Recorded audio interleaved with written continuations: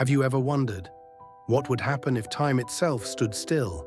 Not just the ticking of the clock, but the beating of hearts, the crashing of waves, the rise of the sun. No one knew the answer, not even Zeus. Not until the day young Hermes tried to steal something not even the gods were meant to touch. Let me take you back to a golden morning on Mount Olympus. The skies were clear, the wine was sweet, and the gods were lazily watching mortals struggle with love, war, and bad decisions. Typical Tuesday, Hermes, the trickster messenger of the gods, young, clever, and fast as lightning, was bored. He had stolen Apollo's cattle before he could even walk, snuck into dreams, whispered secrets between kings, and played tricks on titans. But that morning, something deeper stirred in him. He wanted to steal time, not minutes, not hours. The primordial time, Kronos himself, the ancient silent keeper of all beginnings and endings. He had no temple, no prayers. But he watched everything, even the gods feared him. Hermes didn't. With his winged sandals, he flew to the edge of the universe, past the river of stars and the gates of night. There, hidden in a cave of collapsing moments, Kronos slept, neither dead nor alive, wrapped in the coils of infinity. In his hand, he held the hourglass of all things, a swirling vessel of silver sand that controlled the flow of time for gods, mortals, and monsters alike. Hermes smirked. "Just a pinch," he whispered. He reached out, and then the world stopped.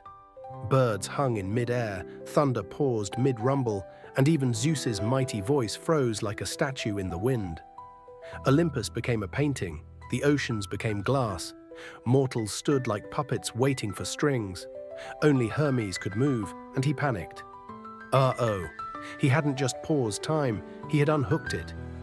Without Kronos holding the rhythm, the song of the universe fell silent. If no one fixed it soon, reality would unravel thread by thread. Hermes raced to the Moirai, the Fates, those eerie sisters who cut, spin, and measure the threads of destiny.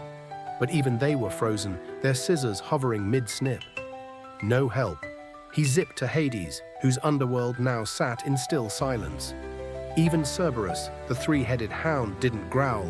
One of his heads was frozen mid-snore. And then Hermes realized there was only one being older than time, Nyx, the night, older than gods, older than chaos, older than fear itself. He flew into her darkness, a space where stars were born and killed in whispers. There Nyx stood, robed in shadows, untouched by the frozen world. She blinked once. "You stole from Kronos," she said, voice like wind rustling dead leaves. "I just wanted to see," Hermes said, trembling for the first time in centuries. She leaned closer. "Time is not something to play with, child. It doesn't move because it wants to. It moves because it must. And when it doesn't," she let the silence hang. Hermes bowed. For once, no jokes, no tricks, only fear. "I'll fix it," he promised. And he did. He flew back to the cave, returned the sand, and whispered, "Sorry." Kronos didn't wake, but the hourglass pulsed once, and the world exhaled. The sun moved. Zeus shouted something about wine. Mortals sighed. Olympus returned to its usual chaos. And Hermes, he never told anyone what he saw when the world stood still. But sometimes, when he walks alone at night, he glances at the stars, listening for the slow breath of time, and wonders how close he came to ending everything. So remember, the gods may be mighty, but even they fear some things. And Hermes, the trickster of Olympus, once stole something more dangerous than thunderbolts or war. He stole a moment too long, and the world nearly ended.